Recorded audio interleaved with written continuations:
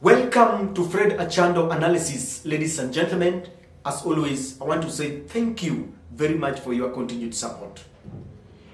If you are here for the first time, I want to kindly request you to hit the subscribe button and click the notification bell. Don't forget also to share our videos and to like most of our videos, ladies and gentlemen. Now, the Iron Lady, Madam Martha Karua, finally has made good her threat and has gone to Arusha International Court to present her case against the ruling of the Supreme Court that gave William Ruto a win to become the president of Kenya. After the hotly contested presidential election, the Azimio One Kenya Alliance said that even though they did not agree with the ruling of the court, they accepted it for the sake of peace. But Martha Karua had threatened that she was going to seek more interpretation from a higher court than our apex court, Supreme Court. And for some times, many thought that she was talked out of that idea by the Azimio fraternity, people like Raila Odinga and Uhuru Kenyatta. Many thought that maybe they had put a brake on Martha's way and they told Martha, don't go. But some ridiculous things have been happening of late. Barely a few days after Raila Odinga jetted into the country from India, Martha Karua went to the court. And this is happening after Raila Odinga and the Azimio fraternity said that sooner than soonest, they are going to release a bombshell and they are going to tell the nation what really happened in the Supreme Court. Because many believe that the Supreme Court was compromised. Raila Odinga himself has said that their victory was stolen by three categories of bodies of people. One, the IEBC. The Azimio fraternity believes that Mr. Chebukati and the team, the three, Mr. Chebukati, Boy Mwilo, and the other commissioner, conspired to rob them of their victory. And then the Supreme Court, they believe that the Martha Koome-led 7-man bench robbed them of their victory after being compromised.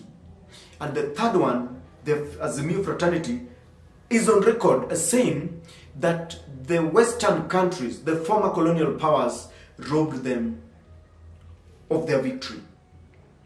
Not only that, ladies and gentlemen, Martha Karua has said it severally. At some point when she was being interviewed on BBC, live on BBC television, Martha Karua was asked whether they have moved on and have accepted William Ruto as the president. And Martha gave a ridiculous answer. She said that the law accepts William Ruto as the president, but she does not. To date, if you read the language of Raila Odinga, Martha Karua, Kalonzo Musyoka, and even Uhuru Kenyatta, they still believe their victory was stolen. In fact, the former president of Kenya, Uhuru Kenyatta, said that his president is Raila Amolo Odinga. Why there is a sudden change of mind when everyone thought that Martha had moved on? She had abandoned the idea of going to Arusha. Why the sudden change of mind? I want to believe that this thing is still bothering Martha Karua.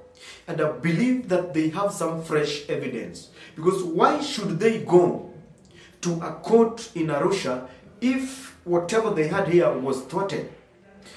There have been allegations that there are some members of the IEBC whose tenure are about to end in January. And they expect to be given some job by William Ruto. They missed out. And some people, or there's a school of thought that believes that maybe, having realized that they are not going to be given some jobs, they could be leaking out some information. It is also being said that there must have been some IEBC staff who waited for the dust to settle. Because during that period when there was a lot of controversy, you never knew whom you were speaking to. They were still afraid. And it seems that some of them have now come out and telling the Azimio fraternity exactly what happened. And Martha Karua, I believe, has gone to the the highest court, the international court in Arusha, to try and cast aspersion in the legitimacy of President Ruto's office. Being a president is one thing. Legitimacy is something that you earn. The Azimio, one Kenya supporters believe the elections were rigged. The Kenya Kwanza team believe William Ruto won fair and square.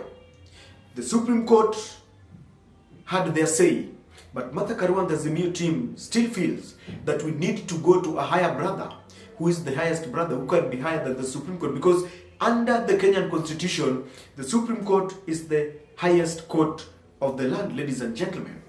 And so, they have gone there to reduce and to quash the legitimacy of Ruto's presidency.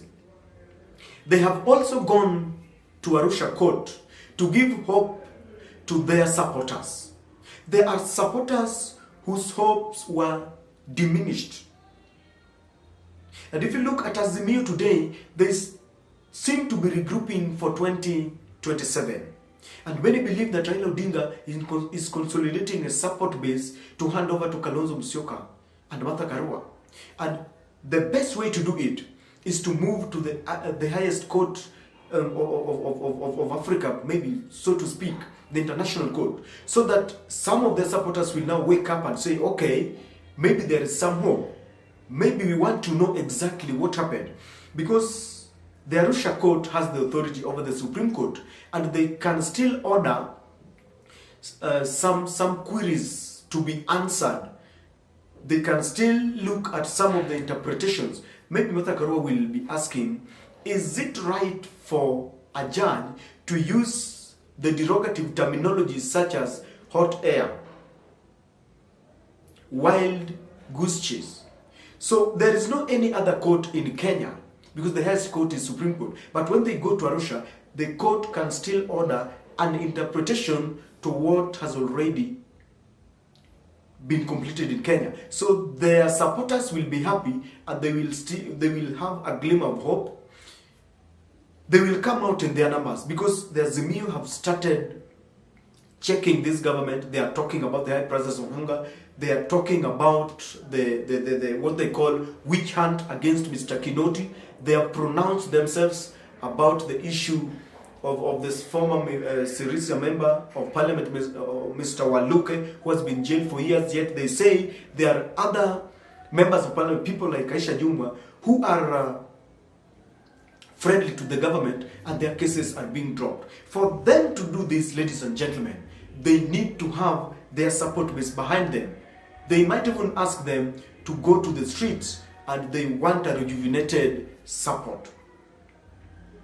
The other thing that Martha Karua is doing, Martha Karua still wants to show the nation that she is convinced beyond reasonable doubt that William Ruto never won, and because they do not want to look like they are petty, because many people have this idea, it is an idea and a terminology that has been used before, that whenever elections are controversial and maybe they have been rigged, you are told, once the president has been sworn in, you are told accept and move on.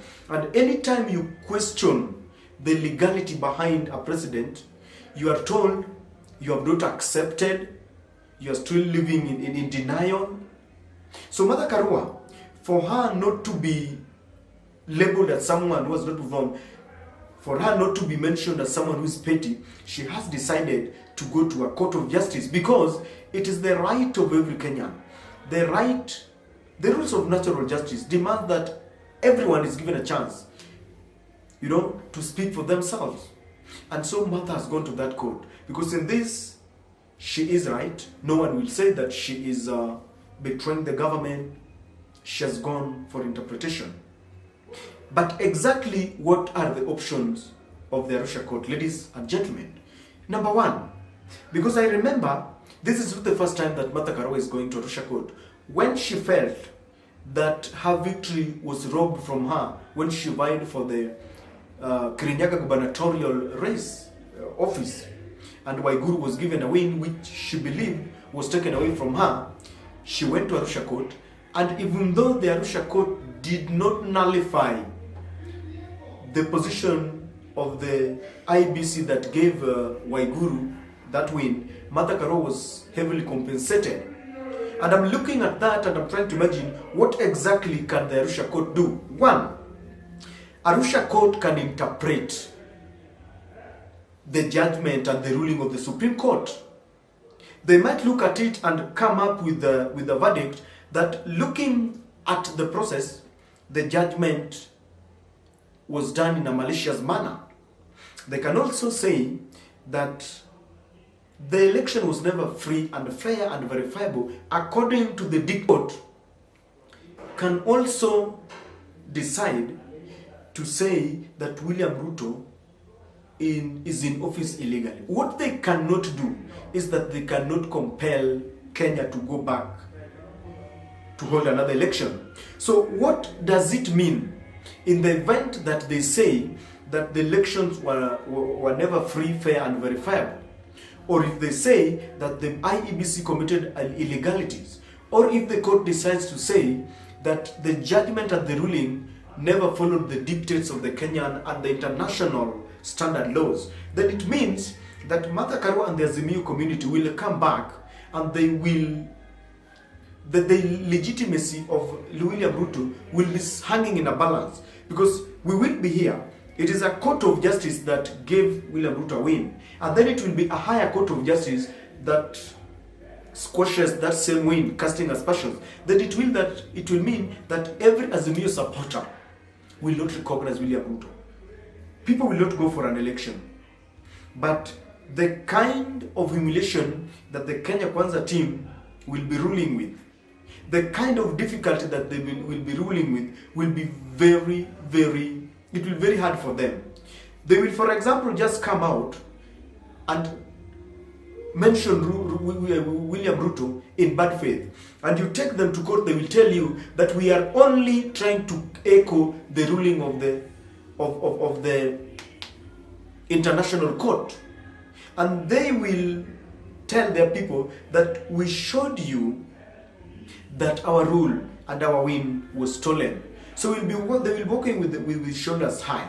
And what will happen is that their supporters will be more rejuvenated, because they will tell their supporters, look, you voted for us, but someone stole our elections. The supporters will now say that, okay, so we did our part, and you already did your part, but this win was robbed, not stolen, was robbed from you. They will also be setting up their supporters against Mr. Chebukati and against the 7 judges. The next process that will start, ladies and gentlemen, is a process to remove the judges, a process to remove the commissioners, even though 3 of them have got their terms ending in January.